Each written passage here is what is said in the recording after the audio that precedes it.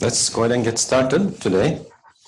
After a long day for most of you yesterday, hopefully today will be a little more exciting. We'll be doing more hands-on exercises today, so it'll be a little bit less of me talking and more of you doing some work. Yes? Can we just tell the group about that spreadsheet you and I talked about at the end of the day yesterday? Of course, Dave. There's a spreadsheet. It's a contractor spreadsheet. Oh, that's the one you're talking about. Yeah. Okay. So yeah, do you want to talk about it? Or you go ahead. Okay. So in my classes, usually this class that Scott took, I usually distribute an Excel sheet, very nice Excel sheet for super mix design. The example that we went through slide by slide, it is actually in that Excel sheet. So it has different tabs, and you can enter the GMM and GMB and all that correction factors are all in there. It's kind of very neatly prepared, very nicely prepared Excel sheet. It's what you would end up with if you built your own. Yeah. You would ultimately end up with that. Exactly. Yeah, they did a very good job. So it's not developed by me, it's developed by Pine Instruments, and they give it away for free. But I've been looking at many different Excel sheets for super pave mix design procedure, and that is by far the best in terms of the neatness and how things work and everything. So I'll send that out to you in case you want to just maybe walk through the same example we had in there, copy paste, just to improve your hopefully you'll remember it better. The other one is the PG Excel sheet that I showed you here on the document camera. I'll send it to you for your reference. So those are the two things that I'll send out. Okay. All right. So let's go ahead and get started. Now, before we get started, I'll start with questions.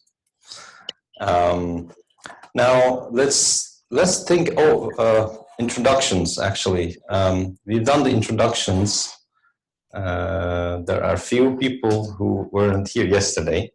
Can we do a very quick, just like one word introduction so that the people who are not here yesterday can know each other? So very quickly. Good morning, I'm Scott Shesky, for those of you who didn't meet yesterday.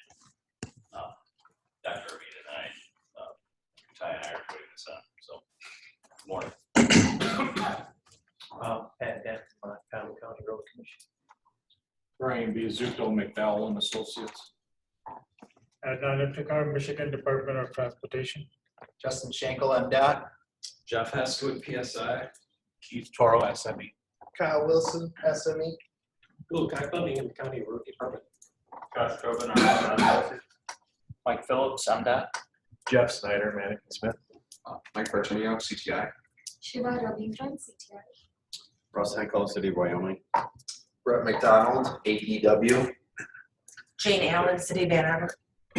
Daniel Warren, Spicer Group.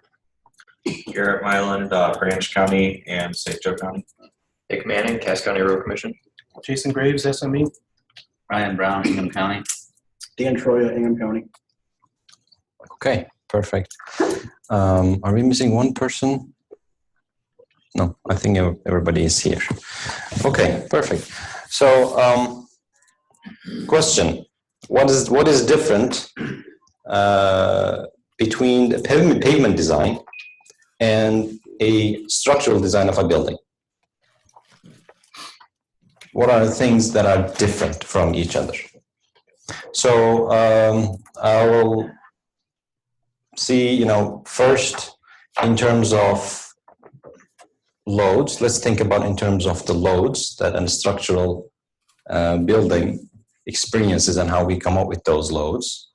And let's think about a structural design in terms of the columns of a structural building, let's say. I don't know how many of you have done a structural design, but during your undergrad you might have done. How many of you have done a structural design?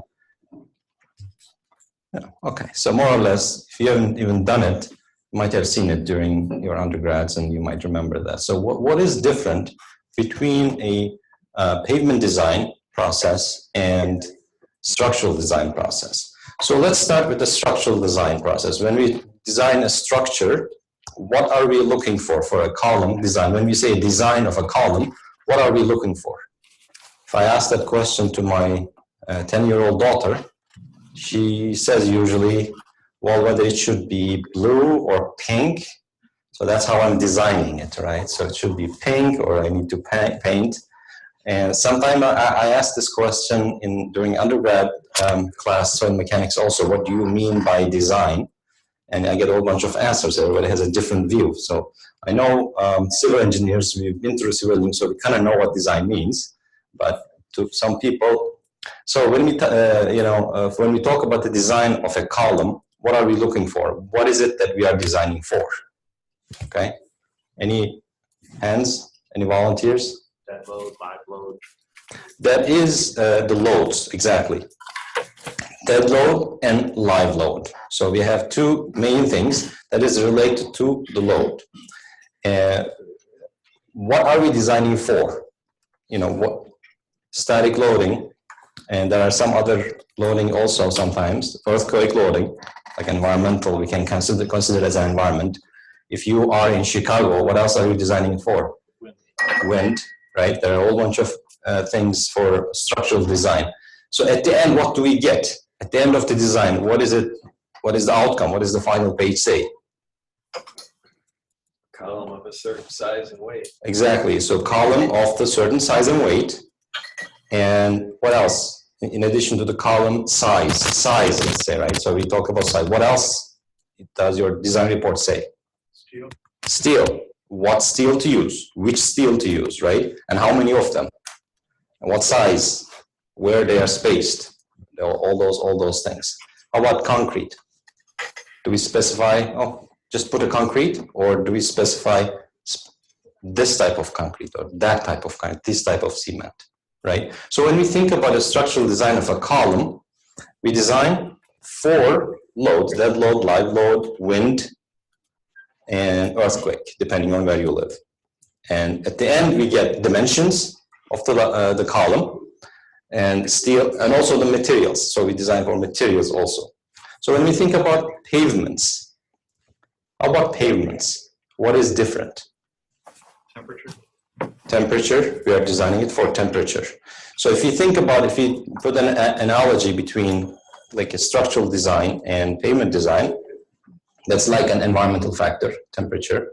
Environmental factor that affects like a wind, right? So at the end, what do we get? At the end of the pavement design, what do we get? Thicknesses, right? We are getting the thickness distribution. So, okay, so that corresponds to the column size and everything. What else? Materials, right? Like the steel. Now we are designing for, okay, we want for E5 or 3E1 if it's an asphalt. And I want an A4 soil for the base, A1 soil for the base. So those are the material properties. And how about dead load and live load? Moving loads, right? Traffic. Okay. So we have, when you think about loads, so the pavement design and structural design are no different in terms of overall procedure, logic-wise, they are the same. But pavement design is, I would argue, a lot harder. A lot harder. Why? Let's think about in terms of the loads first. From the back, any ideas? Why the pavement design is a lot harder if you think about in terms of the load, dead load, live load versus traffic? What do we have? Why is it more? What's that? It's always changing. It's always changing. It's very difficult to predict. That's the issue. So in the structural design, if I am designing this building, I have the layout. I know how the inside should look like. And dead load is, I can be dead on the dead load. How much dead load, right? Weight of the columns and all this furniture and this and that. The only thing that is variable is the live load, perhaps. You may not know what kind of a live load, but we always go to a little bit of a conservative side, and that is really not crucial input in the structural design. So you get some kind of a live load, you're done. How about traffic in real life? Do we have any control over traffic over the next 20 years of a pavement design? No.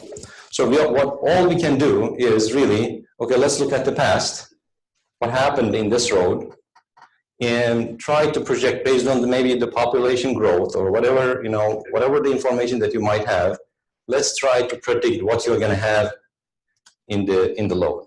And that prediction is going to be off. It's designed to be off. It's not going to be accurate, for sure. There will be variability. You can't control what type of truck to go there, and you design a road and you leave it there.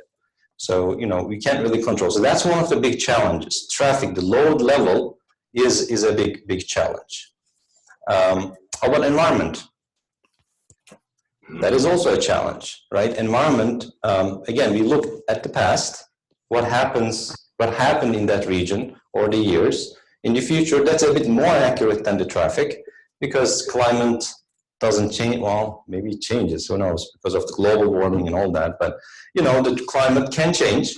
Monthly variations of temperature, rain especially. You cannot control the rain, so rain can change continuously.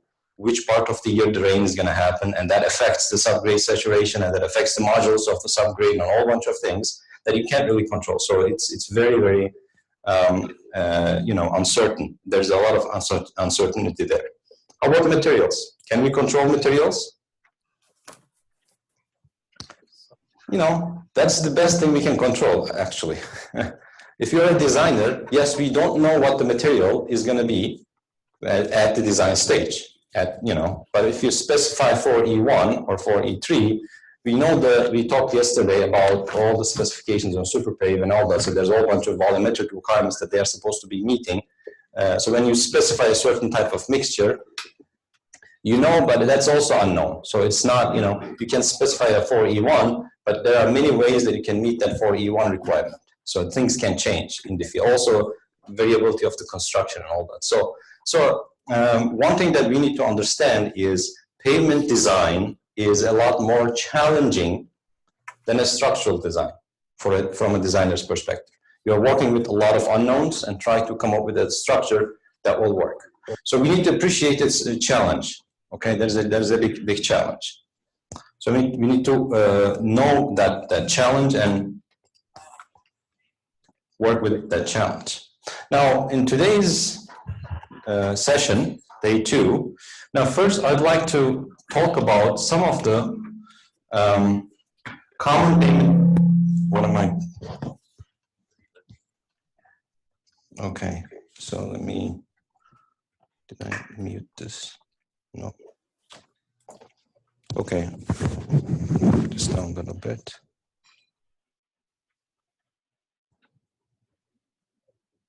Okay. Is this okay? Good. Okay. All right. All right. So now today we're going to start with common payment design approaches throughout the world.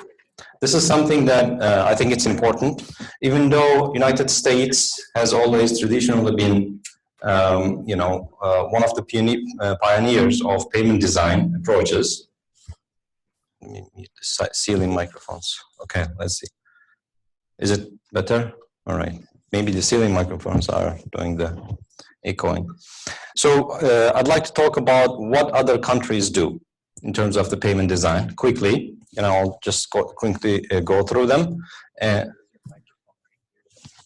Oh, I thought oh, maybe that's the one. Okay. Oh. All right.